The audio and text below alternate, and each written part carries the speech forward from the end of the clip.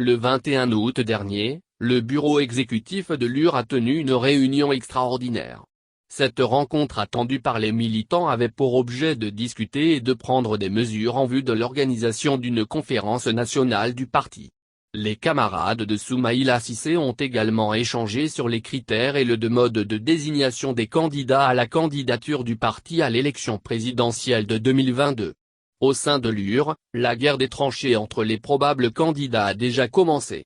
Le parti de Soumis Champion s'achemine-t-il vers une implosion ? Ou ses responsables arriveront-ils à faire preuve de sagesse et de responsabilité pour trouver un consensus ?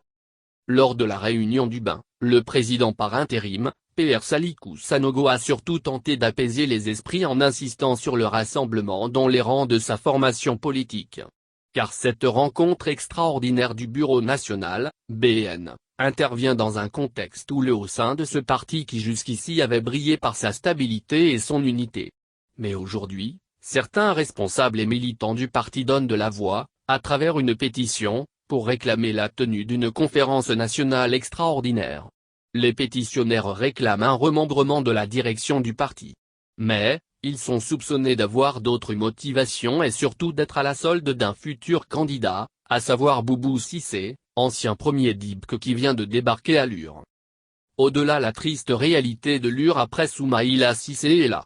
Des clans et bars ou groupes d'intérêt se sont constitués autour de certains responsables anciens ou nouveaux qui aspirent à la candidature du parti pour la prochaine présidentielle. Déjà, 5 ou 6 probables candidats sont annoncés. Au finish, la réunion extraordinaire du BN a décidé de la tenue d'une conférence nationale ordinaire statutaire le 23 octobre 2021. Aussi, il a été décidé de procéder à un appel à candidature pour la présidentielle. À cet effet, une commission sera mise en place.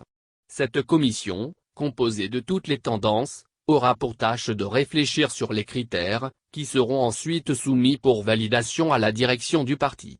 Cette même commission est appelée à tenir compte des procédures établies par les textes du parti. Mais cela suffira-t-il à éviter l'implosion du parti ? L'UR saura-t-elle faire l'union sacrée autour d'un seul candidat ? Pour l'instant, le parti de Soumaïla Cissé est à la croisée des chemins et son unité est fortement menacée à cause des ambitions affichées ou voilées de certains responsables qui ont mis aux enchères l'héritage du fondateur du parti après de sa disparition.